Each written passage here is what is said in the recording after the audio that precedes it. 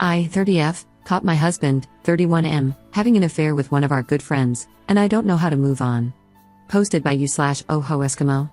I've suspected things had been going on for a while, but kept brushing it off. I thought he would never do that to me. Since around April, he's been refusing my attempts to have sex most of the time, sitting differently on the couch to where he's facing away from me. Little things. It's with one of our good friends. She came to my house a few weeks ago. She's texted me. She's pretended to be there for me. I found out because I rolled over and they were having a Snapchat conversation. She said she wished she could be there to hold him, and he summarized that I tried to seduce him last night and mocked it. I confronted him, and he admitted it. He said that it was because quarantine was stressful. He does not want to work things out. He thinks of me only as a friend in his heart. When I told her husband, he confronted her, and apparently they actually kissed back in February. I think at that moment, I was never going to be enough for him. We used to be so happy. The week before they kissed, we celebrated Valentine's Day together. He bought us a nice bottle of wine for our anniversary. We had fun, we were perfect. I don't know where to go from here. We've been married only about a year. I feel like he took so much from me and doesn't even want to go to therapy or work this out. I don't want to leave my house, but everywhere in it I see him. He chose her. I've been cheated in every relationship I've ever been in. He was supposed to be my forever. I don't know what to do. I've made therapy appointments, but I was also laid off last month, so I have too much free time to analyze every single moment where he might have been lying to me or where I made myself pathetic trying to cling to him. How do I start to get through this? Top/relevant comments. Commenter. Lawyer first. Get the divorce filed, and get their advice on if it's okay for you to leave the house while things are processing. As for the other, you need to fill your time. Devote yourself to hobbies, including picking up new ones. Rely on friends, long video calls, watching movies together, etc. Fill as much of your time as you can until things start to process. I'm so sorry he gave up on you without even trying, hon. You deserve far better than that. It's a shame some people are so good at hiding how little respect they have for other folk, but please hold on to the fact that none of this was your fault. There is absolutely zero reason for a partner to cheat, ever.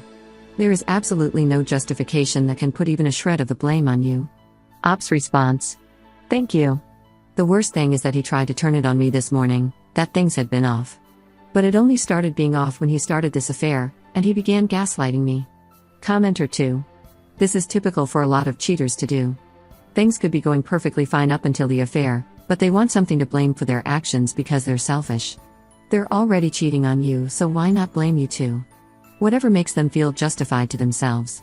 He's shown you many reasons why you shouldn't try to work it out with him, so let him go. You'll be much better off. Update 5 months later.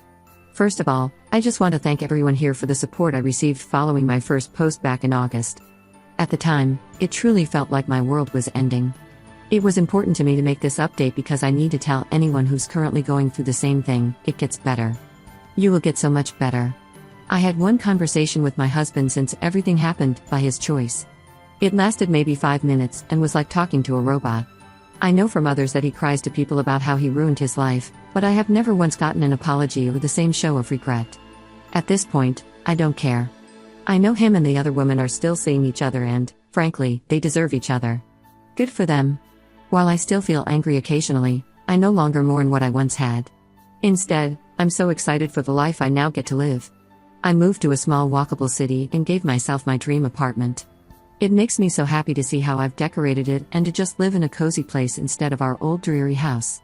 I was the breadwinner in our marriage, and he would make me feel awful about wanting to pay for nice meals or do fun things. Since moving here, I've done a ton of foodie fun stuff and don't feel guilty. It's so refreshing. I have dipped my toe into the dating pool again and had plenty of mediocre dates from dating apps.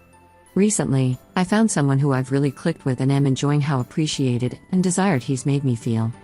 It's definitely early and we're moving slow, but overall, dating has made me realize that I'm a catch who doesn't have to settle. Therapy has done wonders and I'm so happy I immediately dove into it. My therapist is proud of me. I'm proud of me. I've stopped looking at being divorced as a failure. He failed, not me. I'm genuinely happy and excited to wake up each morning and no longer feel like this terrible weight is sitting on my chest. The holidays were surprisingly easy and I found myself so happy to spend time with my family without having to compromise anything.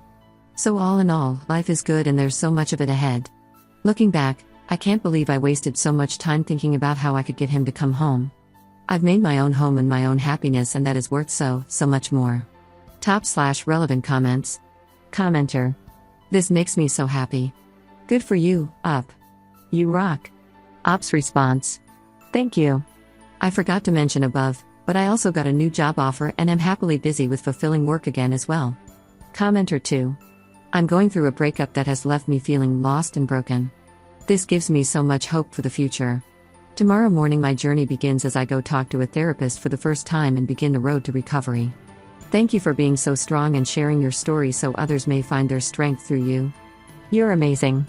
Op's response. So many people told me things would get better, but honestly, I didn't believe it until I started feeling it myself.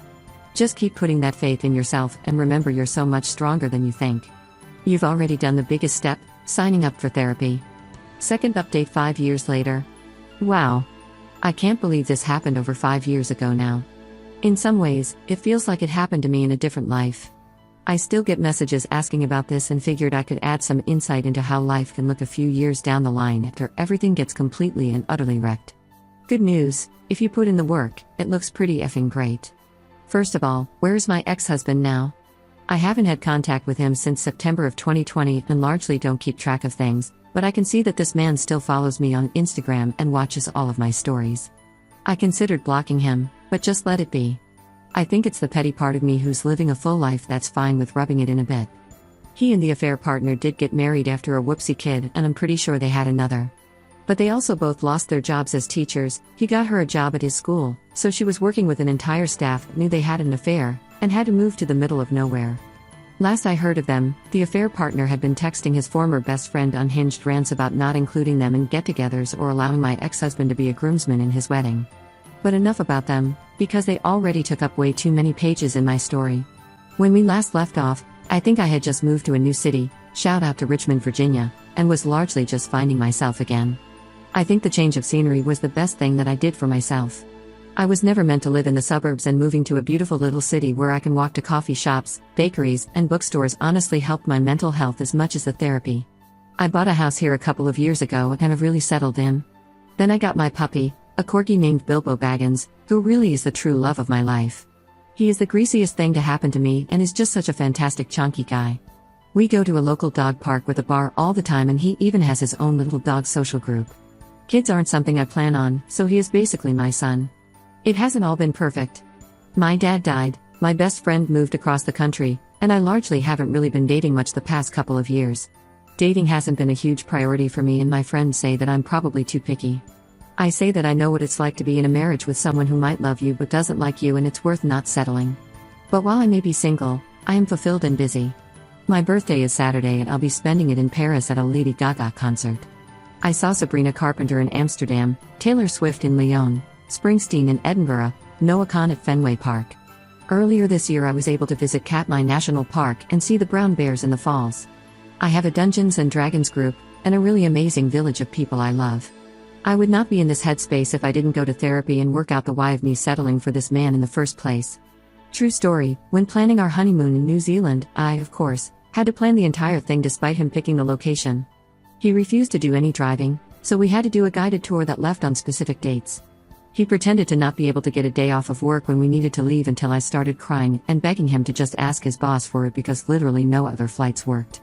That's when he said he actually always had the day off but wanted to make sure I was actually working hard enough to choose good flights. Anyway, I chose to marry. That, and it was a lot to unpack in therapy. But I'm glad I did, because without it I don't think I'd have built this life for myself. At the end of the day, what happened set me up to live a happier life than what I was living. So in some ways, I'm thankful for the experience, crappy as it was. If you're in the middle of something terrible, unfair, and world-shattering to you, just know that it's not forever. While this experience has made me a bit of a believer in karma, I also know that there was a lot of work to get myself out of that big black mental hole. Sometimes it seemed that I would slide back in it, but by looking forward and figuring myself out, I eventually clawed my way out. I think you can too, and that you're worth fighting for. Top/relevant comments. Commenter. Just read your other posts. Jesus effing Christ, what a tool he was. If you don't mind, what did you figure out was the reason you put up with him? What did your therapist say? Op's response. A lot of it was I equated success with going through the steps of life. Getting married was just the next step, and I didn't think I could find something else. So I settled.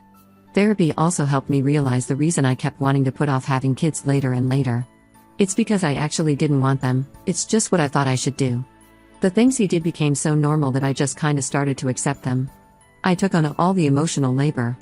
I drove 2 hours a day for my job, as the breadwinner, because he didn't want to commute or leave the town he grew up in. I made sure we saw his family for things when I found out that he would use me as an excuse to get out of stuff. Looking back, it's so obvious, but when you're in that situation, you kinda lose yourself in it. Commenter 2. Good for you. Sounds like he has regrets. Ops response. I do think he regrets how he did it, but this was the girl I was always told not to worry about, and he had feelings for her for a while.